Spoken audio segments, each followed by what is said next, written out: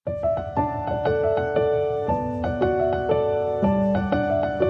की इस वीडियो में हम बात करेंगे स्टेनोग्राफर के बारे में। स्टेनोग्राफर क्या होता है, सरकारी विभाग में स्टेनोग्राफर कैसे बने, स्टेनोग्राफर से जुड़ी सारी सवाल जैसे कि स्टेनोग्राफर की चयन प्रक्रिया, स्टेनोग्राफर के लिए शैक्षणिक योग्यता, स्टेनोग्राफर में करियर कैसे बनाए, स्टेनोग्राफर की तैयारी कैसे करें।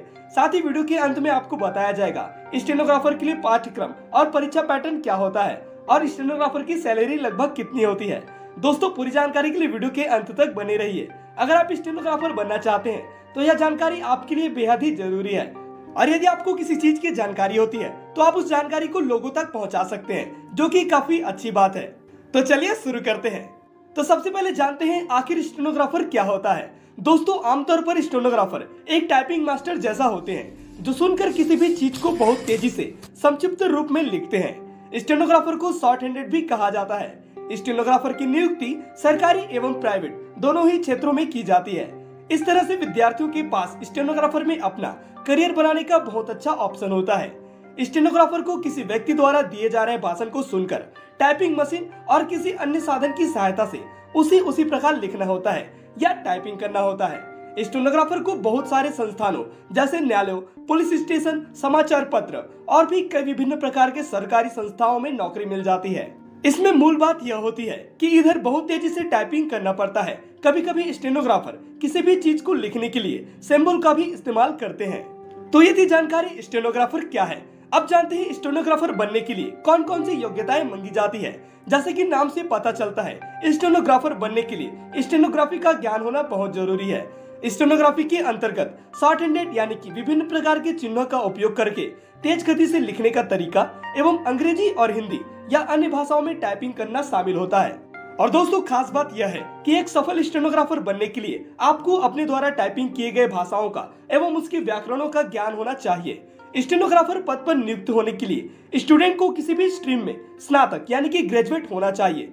अगर आप शॉर्ट हैंड सीखना चाहते हैं तो आपके पास इंटरमीडिएट पास सर्टिफिकेट होना चाहिए और आपके पास स्टेनोग्राफी का किसी भी संस्था से 1 वर्ष का डिप्लोमा सर्टिफिकेट भी होना चाहिए। जनरली स्टेनोग्राफर 2 ग्रेड के होते हैं, पहला है ग्रुप सी और दूसरा है ग्रुप डी। इसी कारण स्नातक और 12वीं दोनों के ही सर्टिफिकेट की आवश्यकता होती है।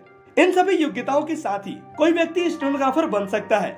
अब जानते हैं आयु सीमा के बारे में कि स्टेनोग्राफर बनने के लिए आयु सीमा क्या क्या होती है। स्टेनोग्राफर ग्रेड सी के लिए अभ्यर्थियों के लिए न्यूनतम आयु 18 वर्ष तथा अधिकतम आयु 30 वर्ष है, और वहीं स्टेनोग्राफर ग्रेड डी के लिए बच्चों के लिए न्यूनतम आयु 18 वर्ष और अधिकतम 27 वर्ष होता है।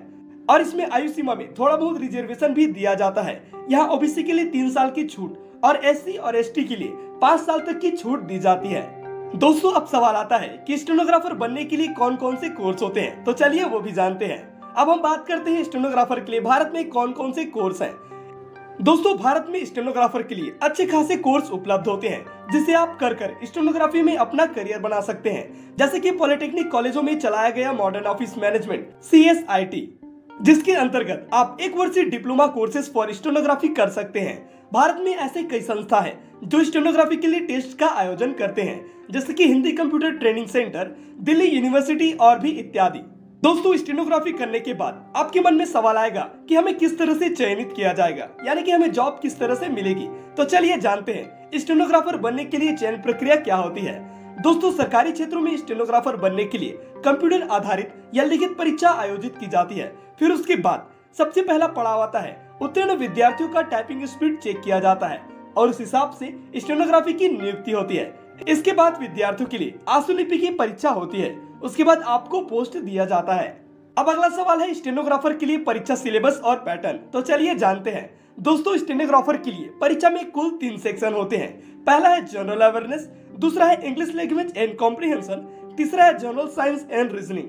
जनरल इंटेलिजेंस और रीजनिंग से 50 सवाल पूछे जाते हैं। इंग्लिश लैंग्वेज एवं कॉम्प्रिहेंशन से 100 सवाल पूछे जाते हैं और सामान्य जागरूकता यानी कि जनरल अवेयरनेस से 50 सवाल आते हैं। कुल समय 2 घंटे का होता है और विकलांग विद्यार्थियों के लिए इस समय में 2 घंटे एवं 40 मिनट का समय दिया जाता है।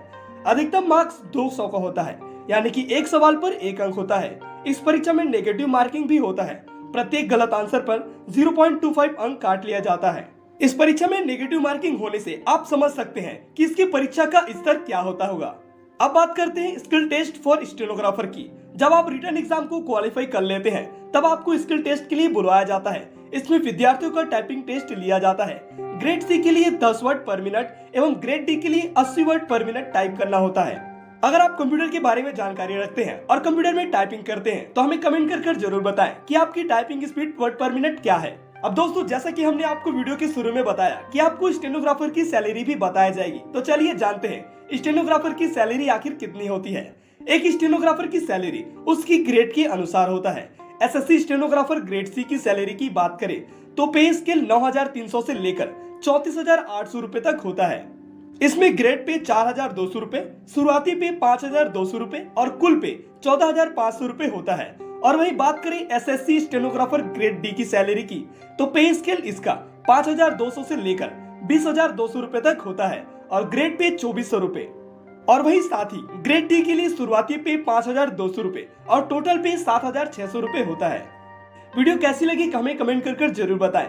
ऐसी वीडियो के लिए हमारे चैनल को सब्सक्राइब करें। और सबसे खास बात, यदि आप अपने करियर को लेकर सीरियस हैं तो हमने आपके लिए कई सारी वीडियो बनाई हैं जिसे जाकर आप प्लेलिस्ट में देख सकते हैं। और साथ ही आपको ऐसी वीडियो भी मिलेगी जो आपको अपने करियर में मार्गदर्शन साबित होगा एवं आपको करियर चुनने में भी मदद करेगा।